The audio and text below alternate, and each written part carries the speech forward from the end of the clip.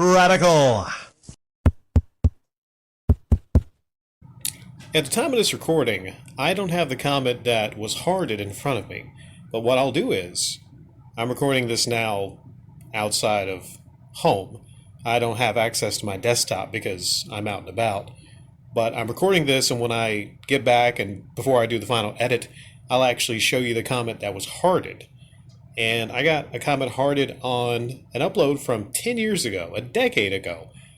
More than a decade ago, October 2011, and it was the Archfiend, and he was talking about James Rolfe. Basically, it was an upload to where he was talking about James Rolfe generally being kind of a money grubber, and he was talking about the movie project.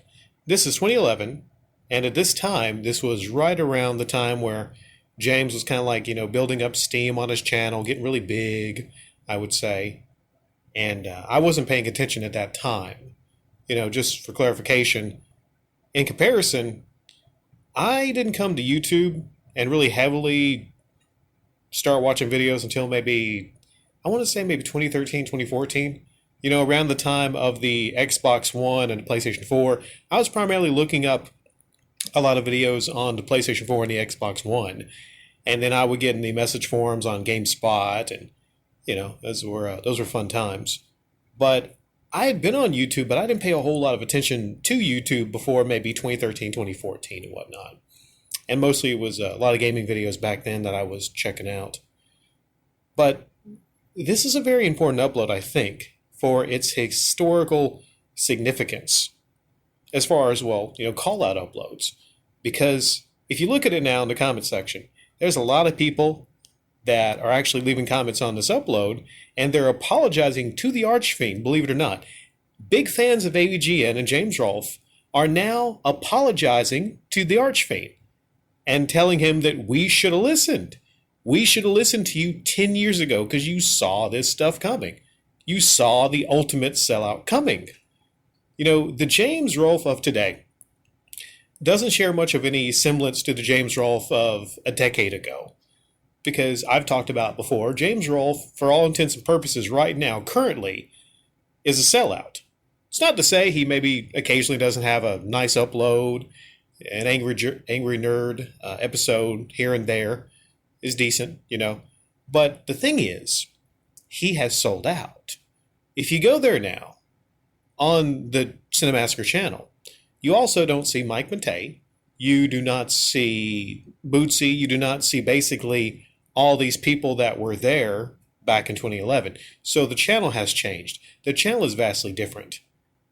And there's a lot of fans that are leaving in droves. Or maybe they might stick around, but they're really not there in spirit because they see what James Rolfe has become, or rather, what he had kind of been for over a decade, but people just couldn't see it.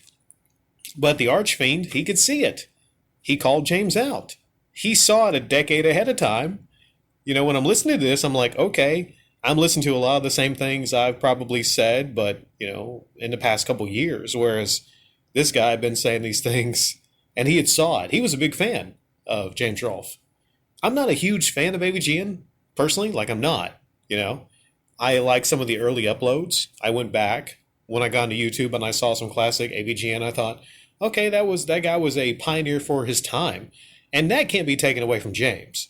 Even the Archfiend admits that, James was a big reason that he got on YouTube. A lot of people say that. They're like, well, James is the reason. He's my inspiration for getting on YouTube. So there's things you can't ever take away from James and what he has contributed to the platform of YouTube. Specifically, being really angry at video games. There's whole industries that have been built on that simple concept. Being angry and being an angry nerd at video games. He mentions the irate gamer a little bit too, but then he says something like the irate gamer beat him to something. I forget what he talked about. But yeah, let's talk about the movie, okay? James Rolfe has this wholesome kind of demeanor, right? And a lot of people will point to that. A lot of people would come by my critical uploads of James and they'll say, well, how dare you, Rick? How dare you? You're such an evil person for talking about this nice, wholesome person. And then I have to explain to that person that oftentimes grown men, adults, they play characters on YouTube.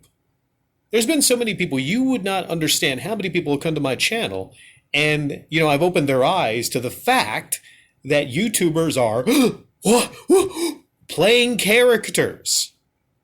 I mean, you think a lot of the fan base of James would understand that his wholesome demeanor, who he is, a lot of that's for the cameras and the characters.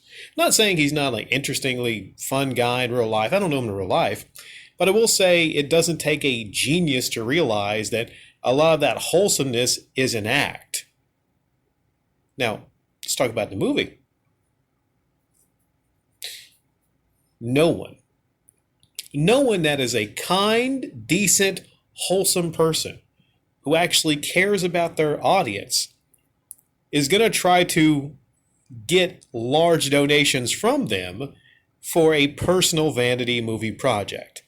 The AVGN movie was a personal vanity project.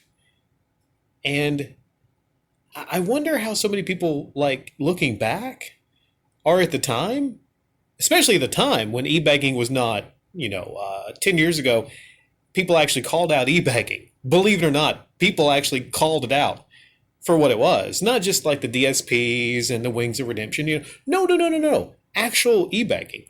Taking in donations, even though you're not a charity, for your personal projects online. Doesn't matter how wholesome you are.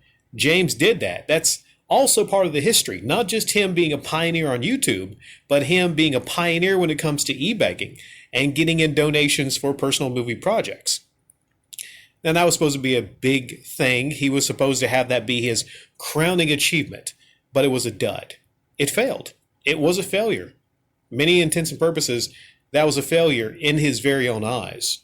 And that probably still stings him to this day. But I mean, that's just karma. It's just karma. Because if you're going to be a person that starts out on YouTube and you grow a fan base, and you then turn around and instead of actually, like Archfiend says, putting the risk on yourself and taking all this money that you have acquired, we went down into the figures. I can only imagine what kind of money he makes right now on YouTube, but he went into the figures a decade ago. Several hundreds of thousands James Rolfe was making just for, being angry at video games, basically. He was pulling in that much money, and yet, he still wanted to get donations from his audience for a personal vanity movie project. Thousands of dollars in donations. Archfiend said that there were some people that donated, up to $1,000. I mean, if you had seen the Angry Video Game Nerd movie, I think no one would think that it was worth $1,000. I wouldn't pay $1 to see it. I've seen enough of it to tell you I would not pay one single dollar to see that movie. Again, it was a dud. Even James Rolfe, if asked about it, he would admit that things didn't go so well. But so just to put a nice little bow tie on this, I will reiterate, and I don't know a lot about the Archfiend. I haven't seen a lot of his uploads. I will reiterate that this was a type of upload that you did not see a long time ago. Nowadays, there's a lot of call-out uploads, but in this particular time, I can only imagine. I mean, I get a lot of these AVGN fanboys and fangirls coming here whenever I talk about James in a negative light, but I can only imagine the pitchforks that were ready for this guy a decade ago.